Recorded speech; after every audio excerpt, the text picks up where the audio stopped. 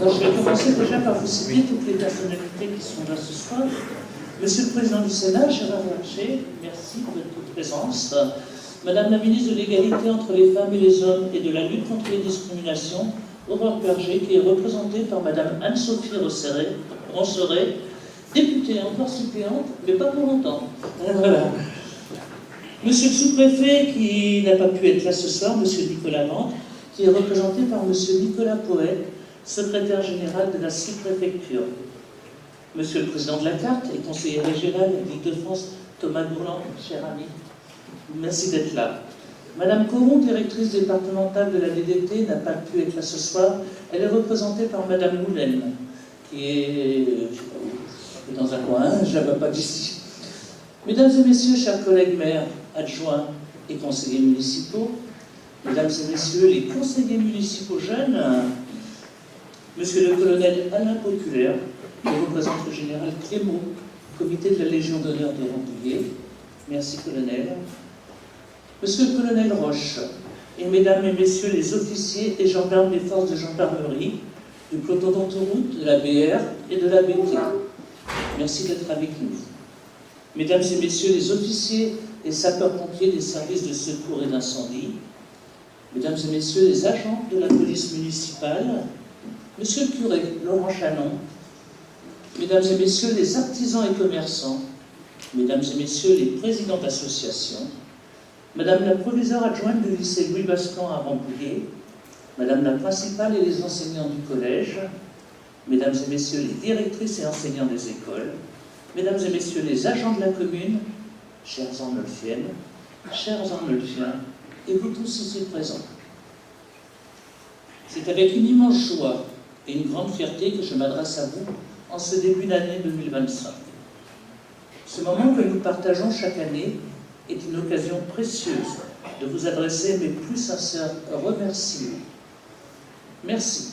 Merci à tous pour votre collaboration, votre soutien indéfectible et le temps précieux que vous avez consacré à notre ville encore cette dernière année.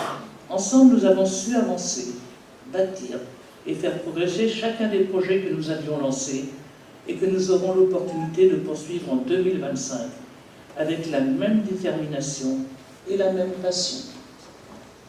Cependant, je ne vous cacherai pas que l'année qui s'achève n'a pas été sans défi.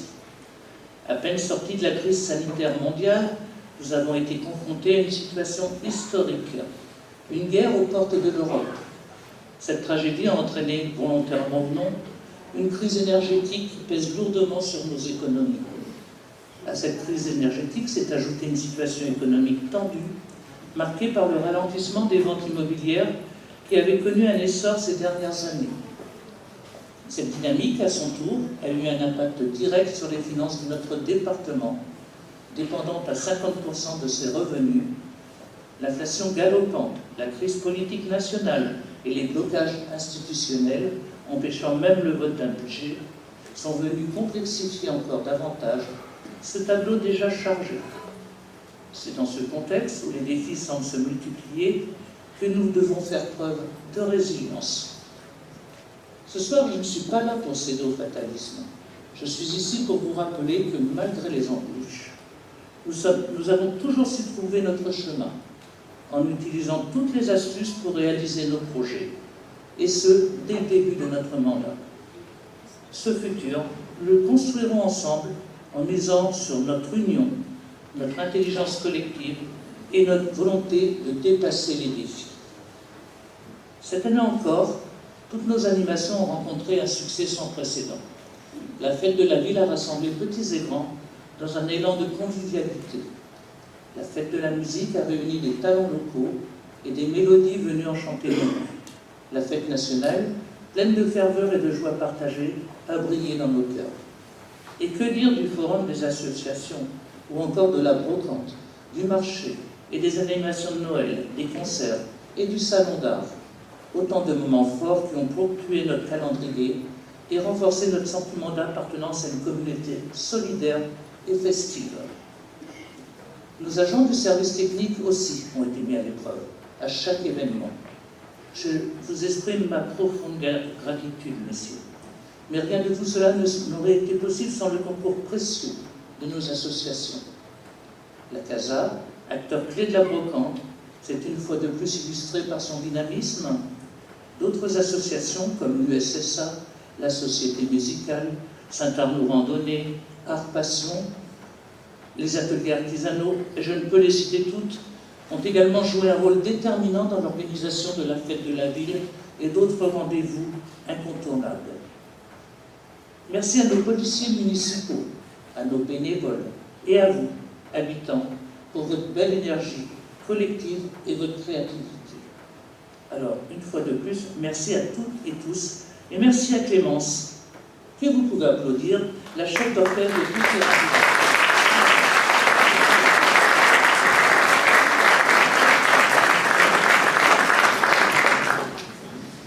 Nous avons aussi transformé notre ville en un espace où la qualité de vie coexiste harmonieusement avec le respect de l'environnement.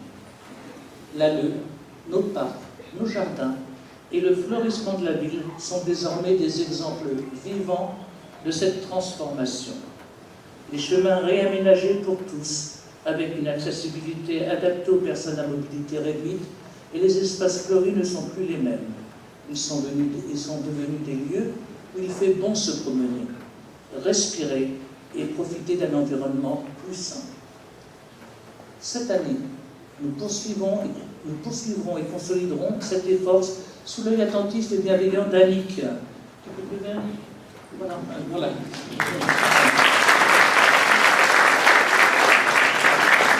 Nous continuerons à embellir notre ville tout en renforçant son caractère durable. Il s'agit de préparer l'avenir, de léguer à nos enfants une ville où l'air est plus pur, où les déplacements sont plus simples et où la nature retrouve toute sa place. Ensemble, nous construirons une ville qui respire mieux, qui vit mieux et regarde vers l'avenir avec sérénité.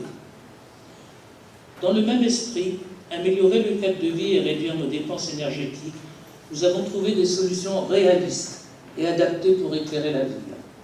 Ce projet a pu voir le jour grâce à un financement novateur et nous a permis d'économiser plus de 500 000 € sur le matériel et bien plus si l'on considère les économies d'énergie réalisées sur la consommation future, rendues possibles par le biais des certificats d'économie d'énergie. Ce dispositif a permis de couvrir l'acquisition de lanternes, réduisant ainsi le reste à charge pour notre commune à sa seule mise en œuvre, leur installation. Celles-ci ne sont pas seulement des équipements techniques, elles symbolisent notre capacité à innover, à mobiliser des partenariats stratégiques. Pour ne citer que, nous remercierons Patrick Stefanini et Jean-Emmanuel Pasco, président et directeur général de l'agence départementale Ingénierie, qui sont à l'origine de cette opération.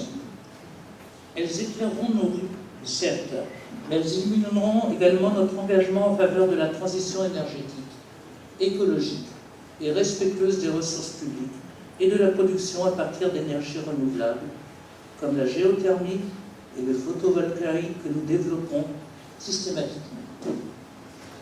Tous les anciens abribus ont été remplacés grâce à un partenariat innovant basé sur un échange de bons procédés publicitaires.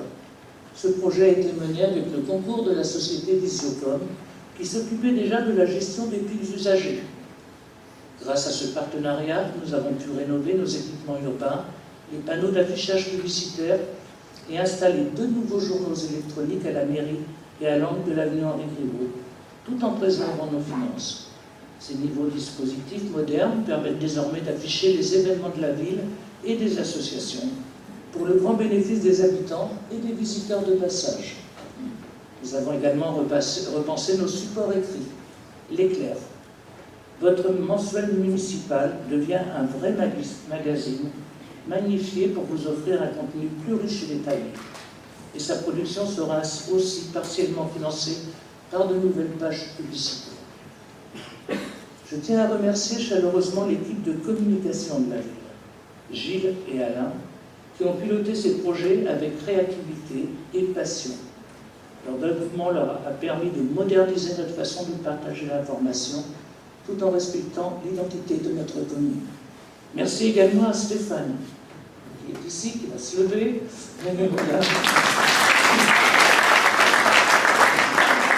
n'est pas étranger à ces évolutions.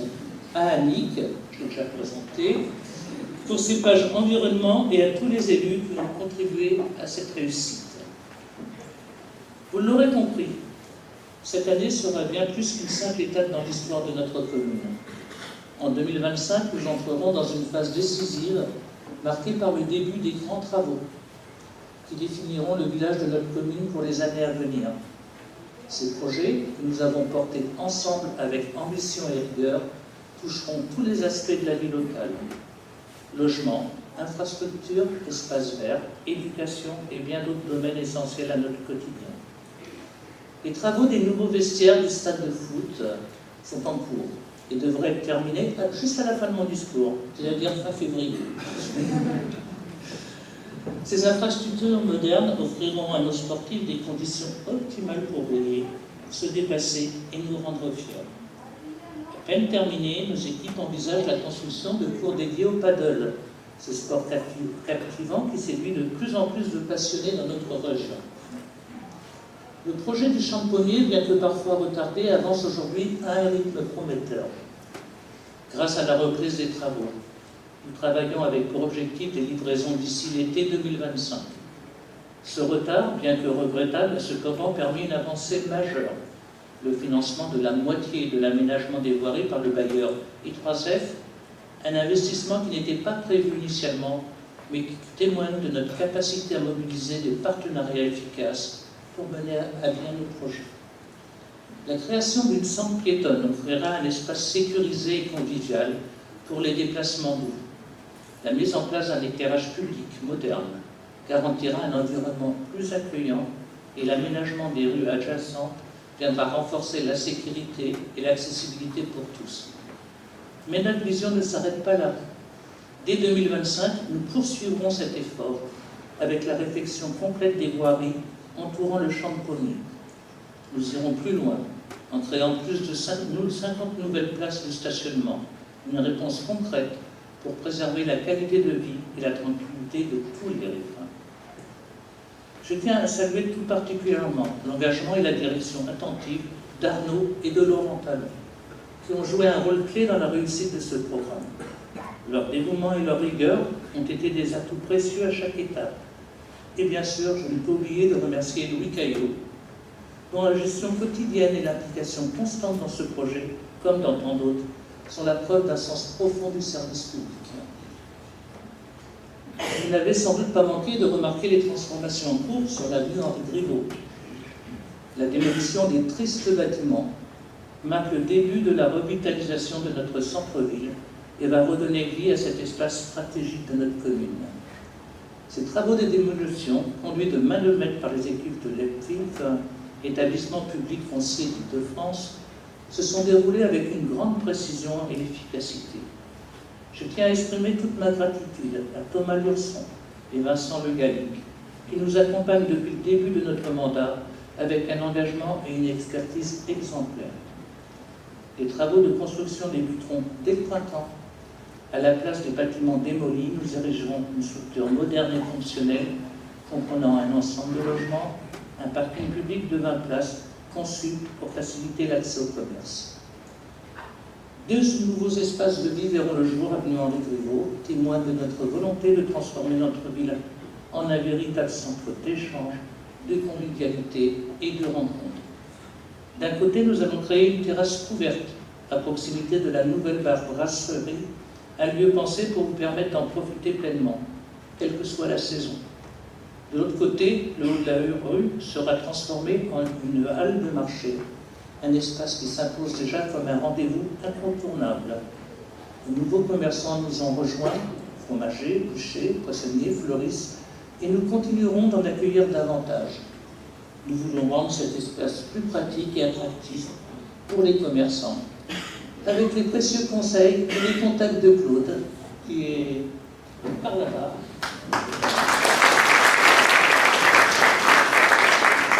Mais aussi pour vous, habitants. Le reste de la semaine, cette halle sera un lieu multifonctionnel, un endroit où se poser, s'abriter du soleil ou de la pluie. Ce projet s'inscrit dans notre vision de transformation urbaine.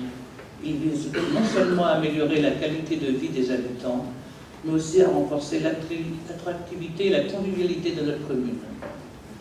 Le chantier du programme La Plage aux Champs, ancien camping, commence lui aussi et représente bien plus qu'une réponse aux besoins en logement moderne. Il est une pierre angulaire de notre stratégie de développement économique et social. Ce projet générera des rentrées fiscales significatives, essentielles pour financer une grande partie de la construction du futur centre technique municipal dans la zone industrielle des Correliers, qui lui-même est lié au projet de modernisation de nos écoles. Une mission que nous menons avec soin et détermination. Nous souhaitons adapter ces établissements aux exigences de demain, en intégrant des solutions qui favorisent l'indépendance énergétique et la modularité des espaces, tout en garantissant un environnement éducatif optimal pour nos enfants. Ce sujet est porté par Julie.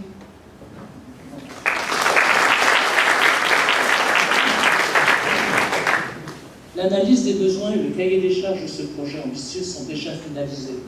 Cependant, le financement reste un défi majeur en raison des contraintes budgétaires que nous connaissons et des financements extérieurs qui, pour l'heure, sont insuffisants. Nous avons toujours su faire preuve de stratégie et de patience pour concrétiser nos ambitions. Ces qualités nous permettront une fois encore de surmonter les obstacles et de bâtir ensemble un avenir solide et prospère pour notre commune. Je sais que je peux compter sur notre DGS, François, notre adjoint Didier, ainsi que sur Catherine, notre directrice financière, pour nous apporter des solutions efficaces. Nous entamons cette année la démolition des constructions des anciennes usines de Rambol. Ces sites, témoins d'un passé industriel qui a marqué notre territoire, se préparent à accueillir des projets d'avenir adaptés aux besoins de notre époque. En 2025, et avec l'FP, nous organiserons une dépollution complète des sols, une étape indispensable pour assainir ces terrains et les rendre aptes à accueillir de nouvelles infrastructures. Parallèlement, nous entamerons les études environnementales nécessaires. Nous allons rénover le parvis de la mairie. L'objectif est de rendre cet espace plus accueillant, accessible à tous, là encore, pour permettre son accès aux personnes à mobilité. Il accueillera également la nouvelle stèle commémorative Charles de Gaulle, qui sera inaugurée ce 18 juin 2025, avec le regard précieux de Chantal, toujours attentive aux affaires patriotiques.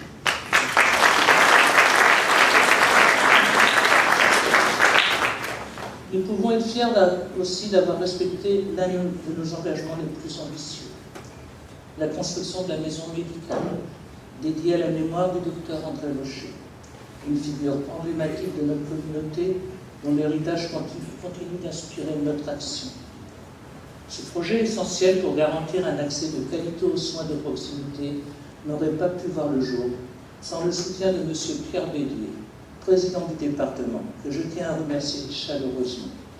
Il a tenu la promesse qu'il avait faite ici même, l'année dernière, dans un contexte financier que vous connaissez déjà. Les premières phases de ce projet respectent pleinement le calendrier fixé. Ce bâtiment incarne notre volonté de répondre aux besoins de santé de nos habitants. L'adoption d'une solution de géothermie profonde et panneaux photovoltaïques renforce notre engagement pour la transition énergétique et notre indépendance énergétique locale.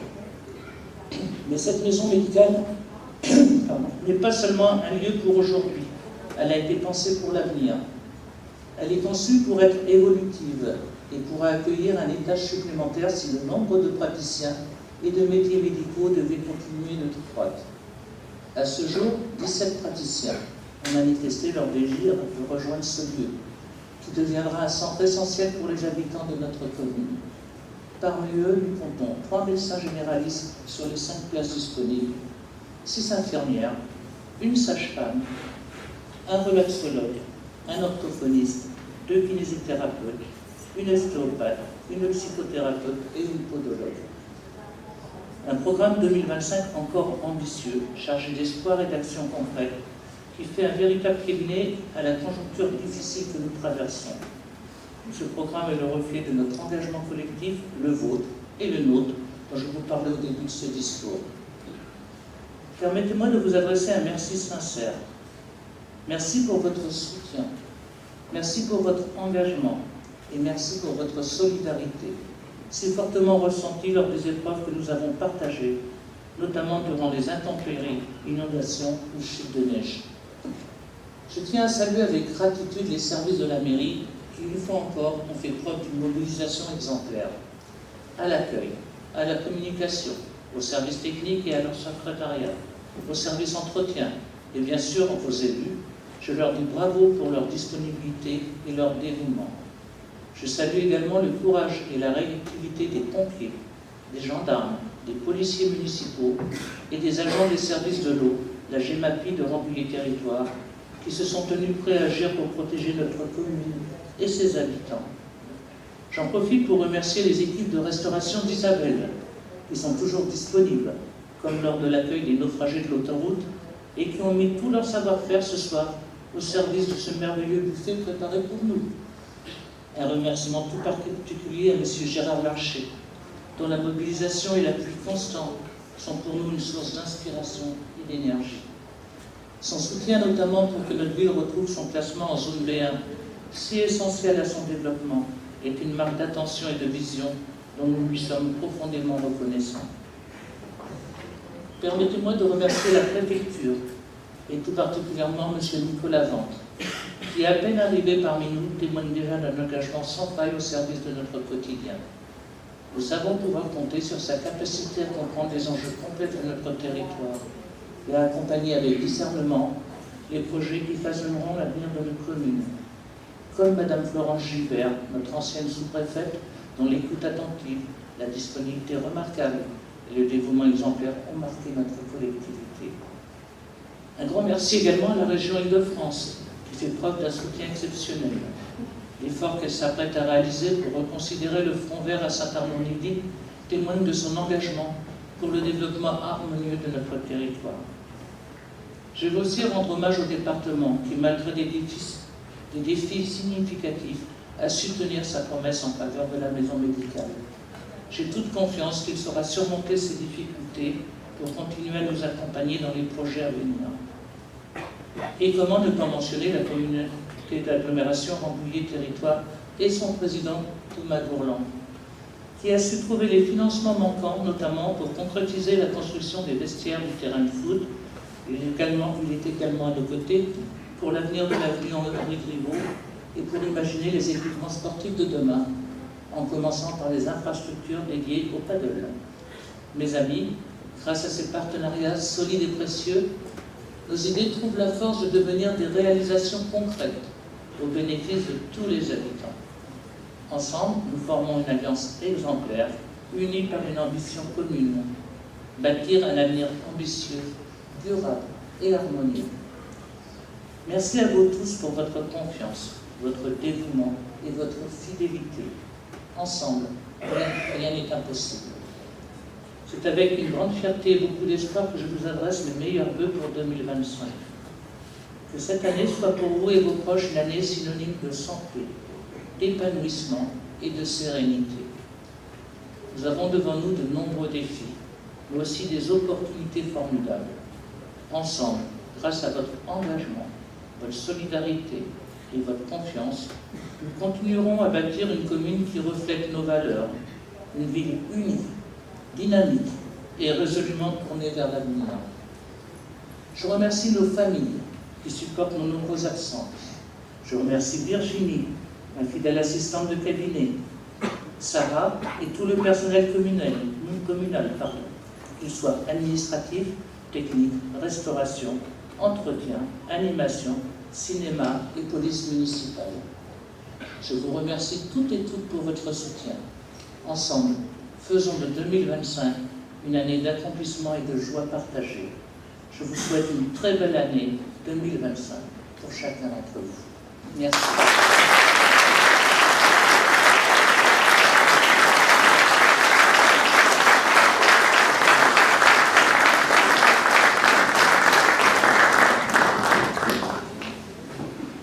Madame le maire, cher Joël, mesdames et messieurs les membres du conseil municipal, monsieur le président Poussina, cher Gérard Larcher, madame la députée suppléante, chère Anne-Sophie Ronfray, mesdames, les jeunes du conseil municipal des jeunes, vous êtes nombreux ici ce soir, mes chers collègues maires de Rambouillet-Territoire, monsieur le maire de Rambouillet, Chabrol-Champeux, monsieur le maire de Clairefontaine, cher Jacques Troget, madame le maire de Montébrain, cher Tania, et les représentants des communes de Nacelle-les-Vents, Rochefort et Rézeux, mesdames et messieurs les représentants des forces de l'ordre, mesdames et messieurs les présidents d'association, mesdames et messieurs.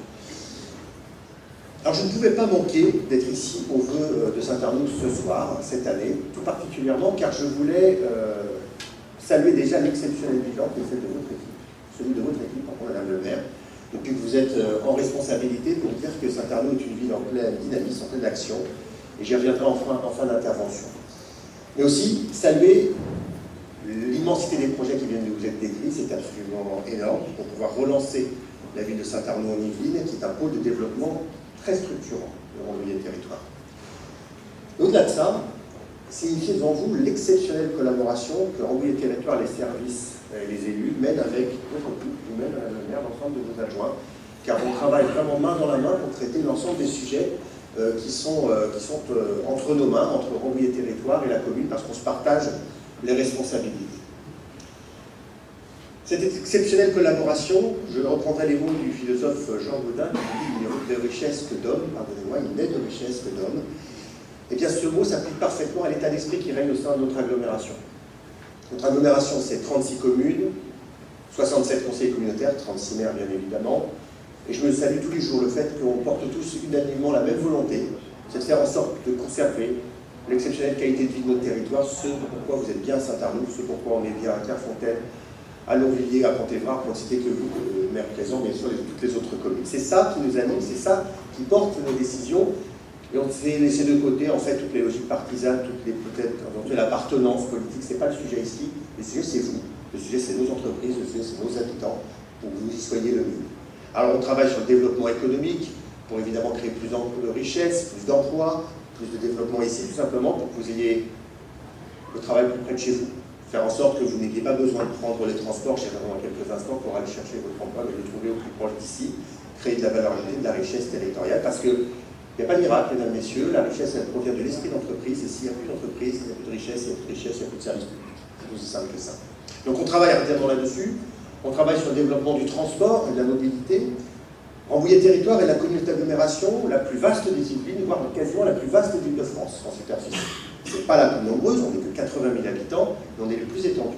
Et donc évidemment, je sais que pour les Arnolfiens, mais pour toutes les communes de mon territoire, se déplacer est un enjeu. Et donc on travaille main dans la main avec la région de France, dans laquelle j'ai l'honneur de siéger, pour améliorer vos conditions de transport. Tout n'est pas encore parfait. On a eu un début d'année un peu chaotique avec notre transporteur, mais je vous assure qu'avec le maire d'Auffargis, Daniel Bon, qui est vice-président en charge de la mobilité, on travaille tous les jours avec le transporteur, on a le téléphone et le 06 quasiment tous les matins pour dire là il y a eu un problème à l'arrêt de bus de telle commune, ou en tout cas les 3 enfants n'ont pas été ramassés ici. Donc on travaille pour améliorer le service. Mais au-delà de ça, on bénéficie de la volonté de la région de France, de la puissance de la région de France, qui est la première région d'Europe, pour accompagner la révolution des transports. La présidente de région a très énergiquement engagé notre région dans ce sens-là, et c'est plus d'1 milliard d'euros par an que nous déployons pour améliorer tous les matériels roulants d'Île-de-France, les trains, les tramways, les bus, les métros et tout autre dispositif. Et nous allons en bénéficier et nous continuerons à en bénéficier. Et puis il y a un deuxième élément qui vient d'être lancé en fait, au début d'année. Depuis le 1er janvier maintenant, il n'y a plus qu'un seul tarif pour circuler en Île-de-France, quand il y en avait 50 000 avant. Et ce tarif nous bénéficie à plein de la Grande Couronne, puis maintenant, à partir du 1er janvier, vous pouvez voyager partout en Île-de-France, de Saint-Arnoux à Chesty-Marne-la-Vallée, de Cergy-Pontoise à Melun, pour 2,50 €. C'est une révolution majeure et un facteur d'équité territoriale, parce qu'avant, les Parisiens intramuros bénéficiaient du meilleur réseau du monde avec le tarif le moins cher, et nous, la Grande Couronne, un réseau beaucoup plus lâche avec des tarifs très élevés. Donc ça, c'est en train d'être renversé par la volonté de la région, et on va en bénéficier pleinement.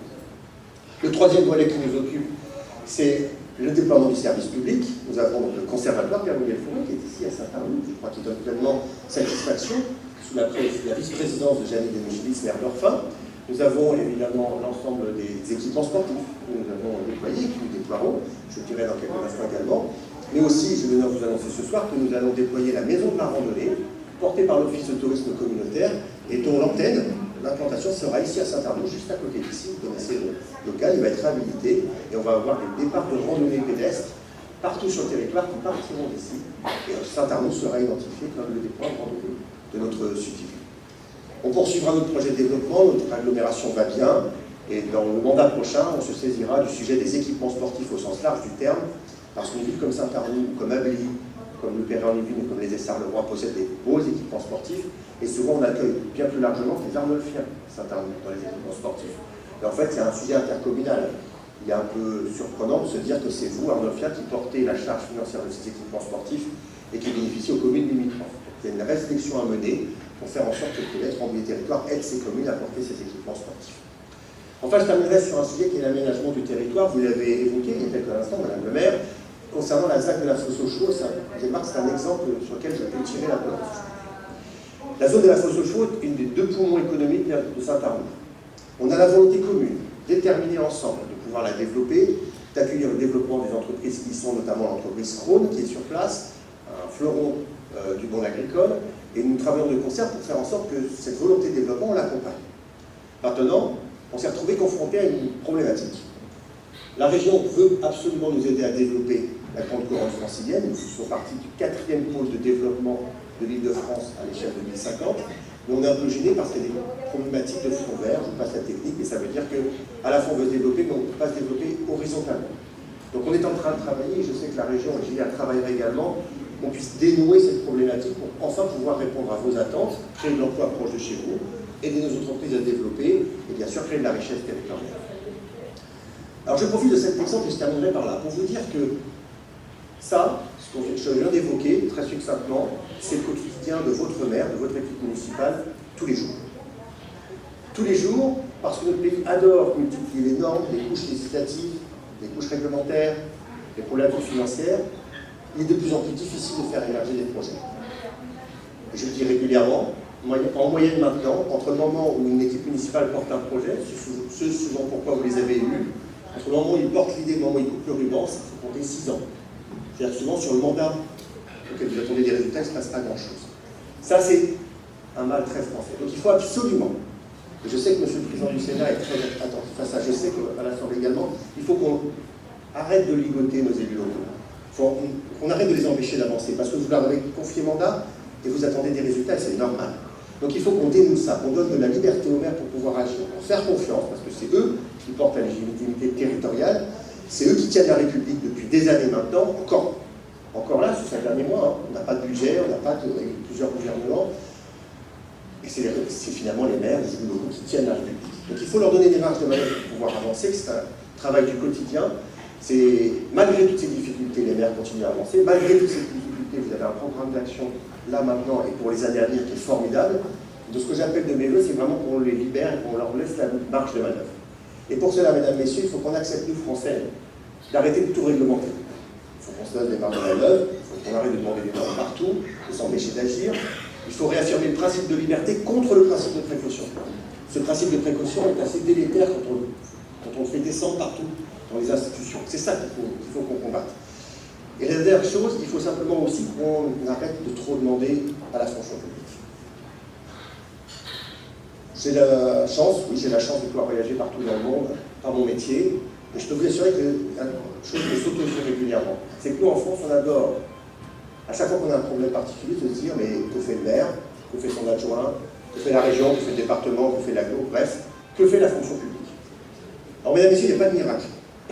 À chaque fois qu'on demande à la fonction publique de répondre à un problème personnel, si elle y répond, ça veut dire qu'on crée des emplois, ça veut dire qu'on crée des dépenses, ça veut dire qu'on crée des structures, et tout ça, ça se finance comment? Par l'impôt. Et à force, on se retrouve dans la situation actuelle de notre pays, avec un pays qui est un des plus imposés du monde, avec une dette qui explose, et avec des services publics en plus qui ne rendent plus le service que vous attendez. Et donc ça, on renverse le paradigme, et qu'il faut que tout un chacun, on se fasse un petit travail personnel pour se dire, ok, au lieu de demander ce que fait la fonction publique pour moi, qu'est-ce que je peux faire pour la fonction publique? Et avoir beaucoup de bienveillance et d'indulgence vis-à-vis de nos élus locaux parce qu'ils donnent tout. C'est une vocation. Ça fait 16 ans que je suis dans ce milieu-là, ça fait 5 ans que je le vois agir. C'est un engagement d'une vie quand on est élu et encore plus quand on est maire. Et à ce titre-là, je vous demande la plus grande indulgence, la plus grande bienveillance envers bien sûr l'équipe municipale de Saint-Arnoult et l'ensemble des élus avec lesquels vous travaillez. Voilà ce que je voulais dire en quelques instants. En tout cas, c'est un vrai message d'espérance parce que vous avez encore une équipe municipale de Saint-Arnaud aussi dynamique que celle-ci, avec d'aussi beaux projets. Et je suis certain qu'ils seront capables de faire le meilleur pour Saint-Arnaud les années à venir. Et donc, Madame le maire, vous pourrez compter sur Rambouillet Territoire et l'ensemble de la région pour vous aider en 2025, 2026 et années suivantes. Très bonne année à tous.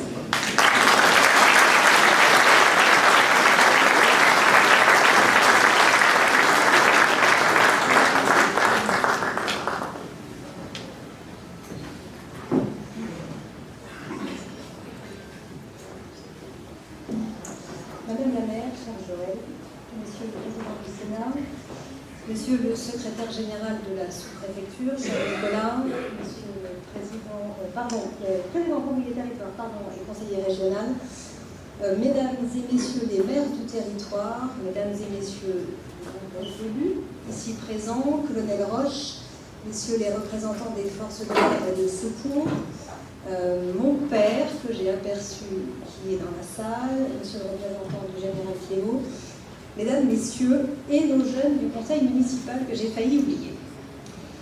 C'est avec une certaine émotion que je prends la parole ce soir devant vous pour vous partager les vœux d'Aurore Berger. En tant que suppléante, et avant de devenir votre députée très bientôt, le 24 janvier prochain, je tiens à vous dire ma fierté d'inscrire mon action dans la continuité d'Aurore Berger et de représenter notre sous-divine à l'Assemblée nationale. Sachez que je serai à la disposition de chacune et chacun d'entre vous. Je crois comme elle à ce lien de proximité essentiel. Voici son message. Mesdames, Messieurs, je vous souhaite à toutes et à tous une très belle année 2025. Vous savez à quel point je suis attachée à notre territoire. C'est ici que j'ai fait le choix de vivre. C'est ici que ma fille grandit. Chaque projet, chaque rencontre nourrit ma détermination à défendre ce qui fait notre force, une qualité de vie unique, un tissu local dynamique et de magnifique solidarité. L'année 2024 a montré à quel point nous avons su nous rassembler dans les moments difficiles. Je pense en particulier aux inondations d'octobre, qui ont frappé durement plusieurs communes de notre territoire, bouleversant la vie de familles entières. Mais ces épreuves ont aussi révélé une solidarité exemplaire. Des sapeurs-pompiers et des forces de l'ordre se sont mobilisés jour et nuit. Des voisins se sont entraidés et se sont relayés pour accueillir des familles, apporter des repas, nettoyer des maisons. Des entreprises locales ont proposé leur aide. Des élus locaux n'ont pas compté leurs heures pour organiser les secours. Grâce à cette mobilisation collective et avec l'aide de l'État, nous avons pu apporter des réponses immédiates, mais nous savons qu'il reste encore beaucoup à faire. L'État a été au rendez-vous et je suis de très près les mesures que nous devons prendre de manière pérenne en lien avec le préfet et le sous-préfet. Je serai à vos côtés pour veiller à ce que les choses continuent d'avancer. Je sais aussi les doutes et les incertitudes que l'année 2024 et ses soubresauts politiques ont apportés. Il faudra que chacun prenne sa part et que la responsabilité l'emporte à nouveau. C'est un impératif. Censurer un gouvernement dans le moment que nous vivons, c'est jouer avec le quotidien des Françaises et des Français. Cela a de lourdes conséquences très concrètes pour nos communes, nos écoles, nos services publics, nos entreprises ou encore nos agriculteurs, car le financement de toutes les transformations et de tous les dispositifs dont notre pays a besoin ne peut être engagé tant que le budget n'a pas été voté. Nous ne pouvons pas nous permettre. Ensemble, faisons primer l'intérêt général et le bien commun. Je tiens également à rendre hommage à nos élus locaux, dont le rôle est déterminant, irremplaçable et qui portent avec courage des projets ambitieux. Je serai toujours à vos côtés pour défendre vos initiatives et vous accompagner, qu'il s'agisse d'un projet scolaire, d'un équipement sportif ou encore d'une fête locale qui fait vivre nos villages. En 2025, nous devons continuer à bâtir un Sud-Yvelines, mais aussi une France où chacune et chacun de nous trouve sa place, vit en sécurité, s'épanouit, participe pleinement à la vie collective, notamment grâce à un travail qui paye. Nos villages ne peuvent pas être de simples lieux de résidence. Ils doivent rester des lieux de vie, avec des écoles, des médecins, des commerces. En 2025, nous agirons encore pour renforcer la présence des services publics de proximité et attirer toujours plus de professionnels de santé dans toutes nos communes. J'échange souvent avec des agriculteurs passionnés de notre territoire qui innovent et qui font face à des défis majeurs. Pression économique, changement climatique, complexité administrative. Soutenons leur travail, aidons-les dans leur démarche, défendons une agriculture durable et résiliente. Ils font vivre notre Sud-Yvelines, comme le font vivre toutes nos forces vives, artisans, commerçants, chefs d'entreprise, enseignants, soignants, forces de sécurité, mais aussi toutes nos associations. Nous continuerons de les accompagner et de leur donner les moyens de faire ce qu'ils savent faire de mieux, œuvrer pour la qualité de vie de nos familles et assurer l'avenir et le dynamisme de notre territoire. Mesdames et messieurs, l'année 2024 nous a aussi permis de vivre de formidables moments d'unité et de fierté collective. C'est ce que je veux retenir de l'année écoulée. Je pense bien sûr à la flamme olympique qui a traversé notre territoire et aux Jeux olympiques et paralympiques qui ont rassemblé tout le pays autour de nos athlètes et para-athlètes. Ils ont démontré notre capacité organisationnelle hors norme et ont changé aussi le regard sur le handicap. Je veux aussi retenir la renaissance et la réouverture de Notre-Dame. C'est la démonstration la plus éclatante du génie français, de nos savoir-faire exceptionnels et de notre capacité à relever des défis immenses. Soyons fiers de ce que nous sommes et de ce que nous sommes capables de faire.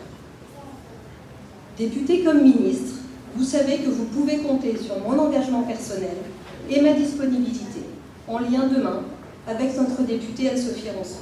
Très belle année à tous, vive la République et vive la France.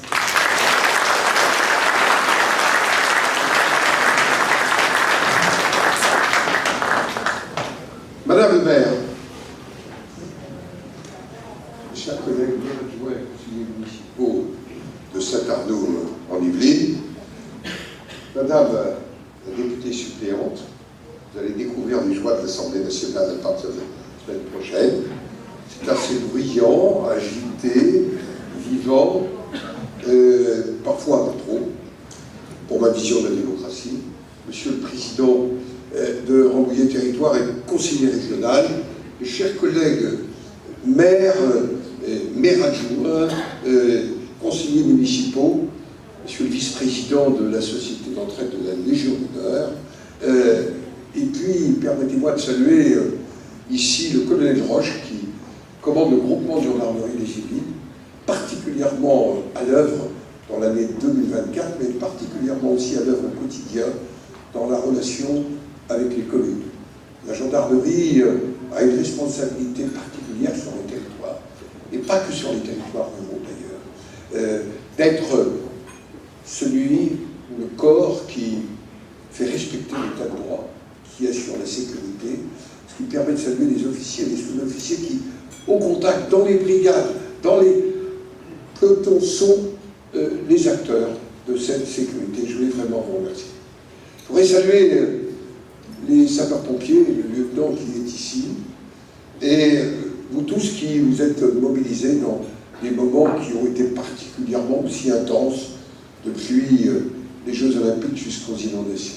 Vous saluez mon père, saluez la vie associative, qu'elle soit culturelle, sportive ou autre, de la société historique et quasiment historique dans ce territoire, et puis vous tous acteurs, et puis le conseil municipal des jeunes.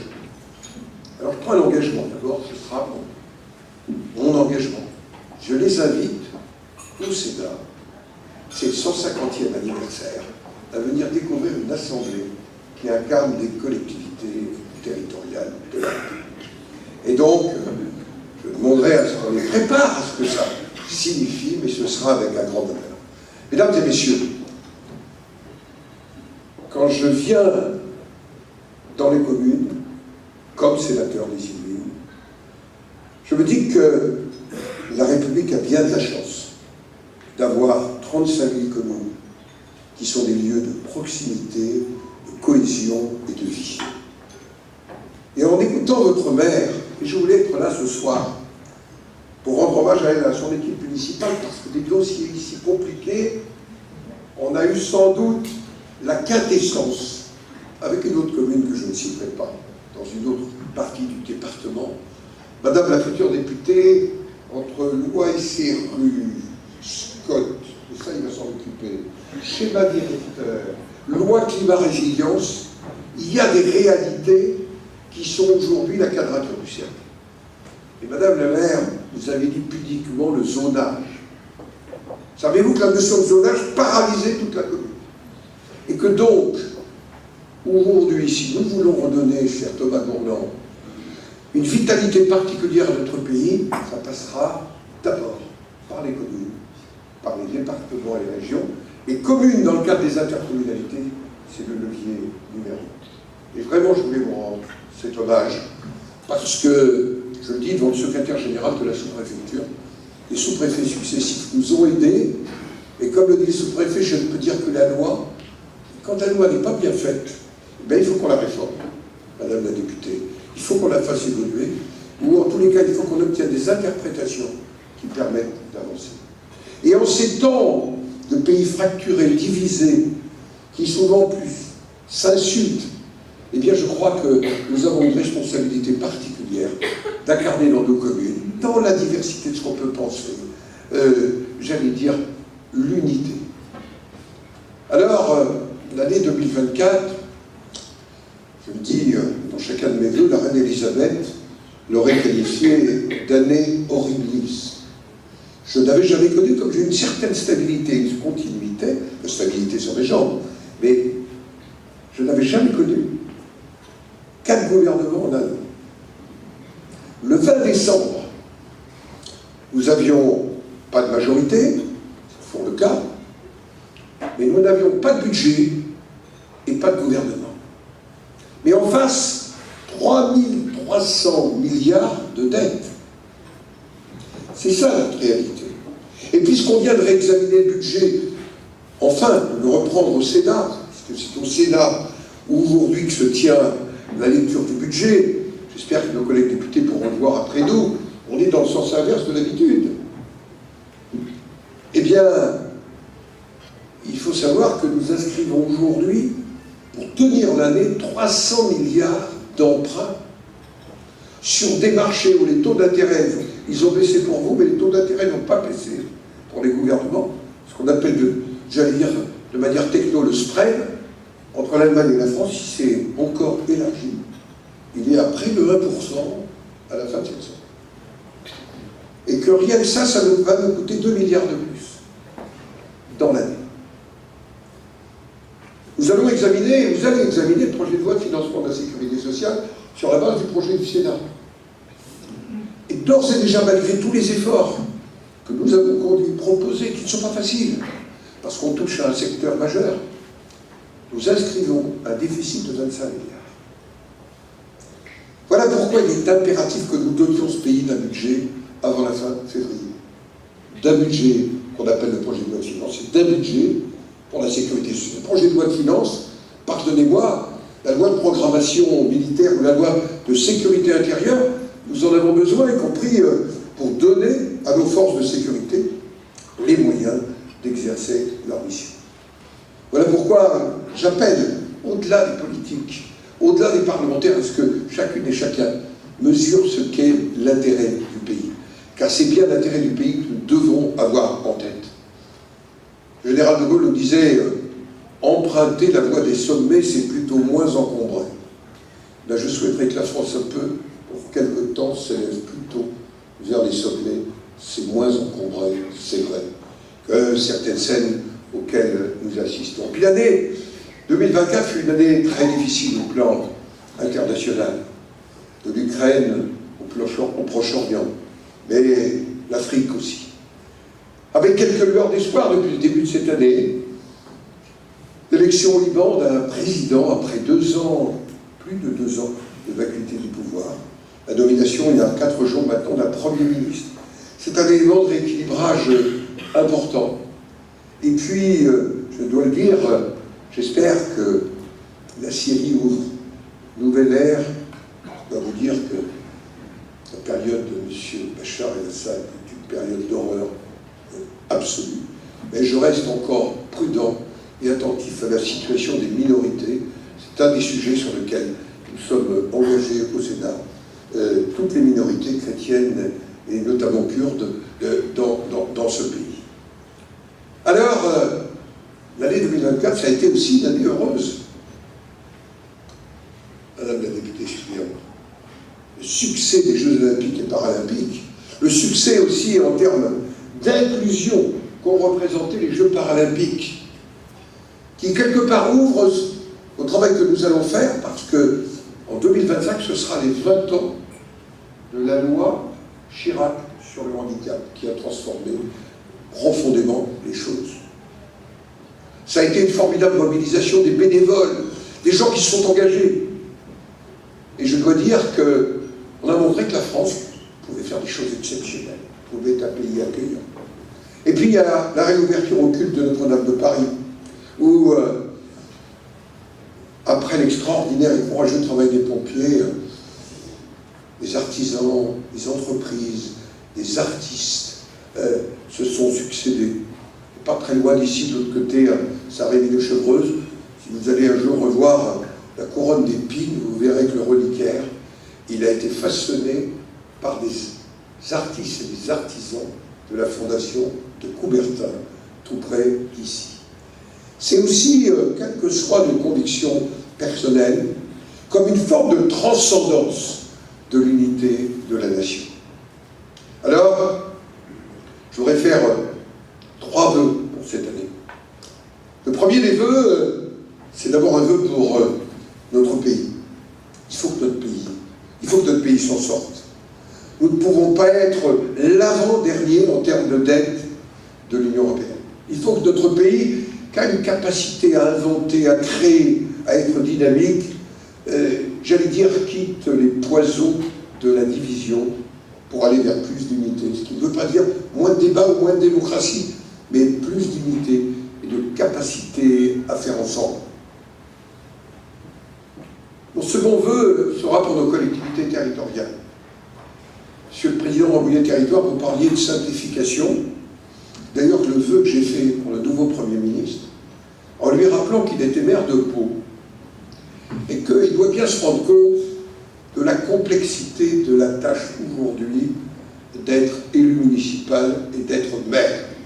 Et que lui, qui porte l'histoire d'Henri IV, je lui ai dit que la commune, ça valait bien non pas une messe, mais une capacité à simplifier, à modifier et à avoir le courage de changer. Car c'est vrai, vous évoquiez le principe de précaution, un principe constitutionnel, mais derrière le principe de précaution, nous avons inventé la technique de la paralysie de l'action publique.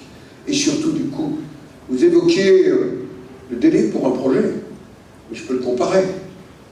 Pour le même projet à Rambouillet, quand je mettais 3 ans, Véronique Matillon aujourd'hui, pour le même projet, centre de loisirs, mais 6 ans, croyez-vous que j'étais plus doué? Pas du tout. À mon avis, c'est mieux pris encore. Mais la complexité des études, des contre-études, du code des marchés publics, tout ceci rend particulièrement difficile l'action publique. Alors, Madame le maire, M. Gourland a évoqué pudiquement les fronts urbains par rapport aux fronts ruraux. Il faut défendre la ruralité, il faut défendre l'agriculture. Mais je dois vous dire qu'à la fin de ce mois, nous entamerons la révision d'une procédure qui s'appelait le ZAN et qui était un motif de paralysie. Le gouvernement s'est engagé à soutenir la proposition du Sénat et malicieusement, nous l'avons appelée trace, parce que s'il y a une trace, il faut qu'on la suive. Et il faut qu'on arrive à sortir de cette espèce d'enfermement. Puis mon troisième vœu sera pour vous, chacune et chacun, pour Saint-Arnoult et ses projets. J'ai entendu le projet santé. Je ne sais pas si vous mesurez, mesdames et messieurs, qu'il n'y a pas beaucoup de communes qui peuvent annoncer plus d'une dizaine de praticiens prêts à s'installer dans une maison médicale. J'ai tellement inauguré comme président du Sénat de maison médicale en France, où aujourd'hui il n'y a plus de médecins, que je me dis, eh oui, c'est la réalité, que c'est une chance. Le développement économique, le sport, la culture, tous ces éléments-là faisaient partie des propositions que vous a présentées Madame le maire. Alors, mes vœux pour vous, mes vœux pour Saint-Arnoult, en se disant que cette année, nous avons 2 anniversaires. Un anniversaire démocratique, ce sont, cette année, ça vous semblera lointain et un plaidoyer pro-domo, les 150 ans du Sénat de la République, qui a été voulu et porté par quelqu'un qui pourtant ne voulait pas d'Auchan, qui s'appelait Gambetta, mais qui s'était aperçu que Gambetta, et il a dit dans son fameux discours de Belleville, que la démocratie, et nous sommes au début de la Troisième République, c'est d'abord dans les communes qui la voient vivre, et dans les 36 000 communes de France. Et donc, le Sénat, qu'est-ce qu'il a fait dans toute cette période, bien sûr dans un dialogue avec ce qu'on appelait la Chambre des députés et aujourd'hui l'Assemblée nationale. Il a porté les lois sur l'école à partir de 1881. Il a porté la loi municipale, parce qu'avant les assemblées municipales ne délibéraient pas, en 1884. Il a porté la liberté de la presse, une réflexion à avoir quand nous sommes pris entre réseaux russes, chinois et un monsieur Meul qui a quelques idées de maîtriser les réseaux à lui seul. Il a créé la liberté associative, 1901. Président d'association, c'est la loi de 1901 qui vous donne cette liberté. D'ailleurs sauvée par un de mes célèbres prédécesseurs, Alain Poher, en 1971, quand un gouvernement, pourtant que j'aurais dû aimer, a voulu restreindre la liberté d'association. Il a fait un recours au Conseil constitutionnel, parce que le président du Sénat peut faire lui seul, et en plus aujourd'hui 60 députés, 60 sénateurs, un recours, et la loi a été abrogée. Et puis, la décentralisation, et aujourd'hui ce qu'il faut retrouver, c'est de la décentralisation. Et puis, cette année, Madame le maire, vous avez évoqué la plaque, la mémoire du 18 juin, que vous déplacez, si ma mémoire est exacte, ici, c'est 80 ans après la chute absolue du nazisme, porteur de la tragédie absolue de la Deuxième Guerre mondiale. Voilà pourquoi dans chacun de mes vœux, certains l'ont entendu, le connaîtront, mais j'ai envie de vous faire partager, dans ces temps de doute, de populisme, et bien, dans ces temps de complotisme, un mot qui vient du prix Nobel de littérature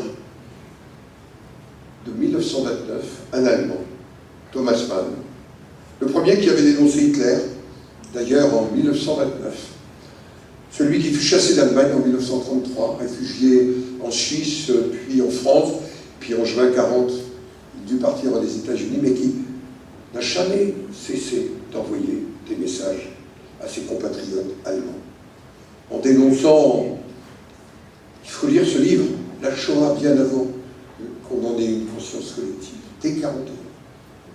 Eh bien, en avril 42, alors que la guerre fait rage en Afrique, en Union soviétique, que commencent de terribles bombardements aussi pour les populations civiles allemandes à Kiel, il adresse à ses compatriotes ces mots que j'ai trouvé plein d'espérance, c'est ma lecture de fin d'année. Thomas Mann, dans un livre qui s'appelle Appel aux Allemands, qui vient d'être réédité, et il dit « La démocratie ne regarde pas le passé, elle regarde vers l'avenir ».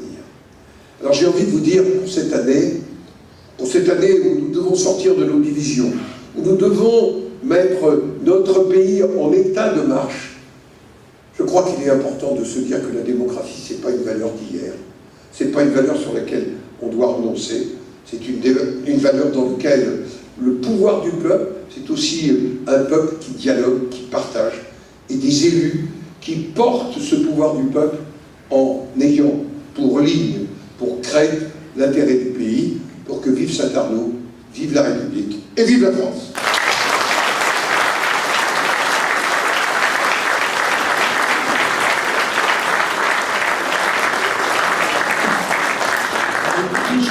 merci d'être venus nombreux ce soir.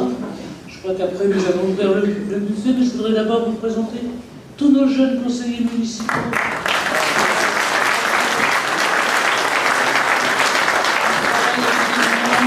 Merci à Maria qui nous accompagne. Merci à Julie. On va essayer de prendre une bonne photo. On va se mettre de côté, comme ça on va tout voir.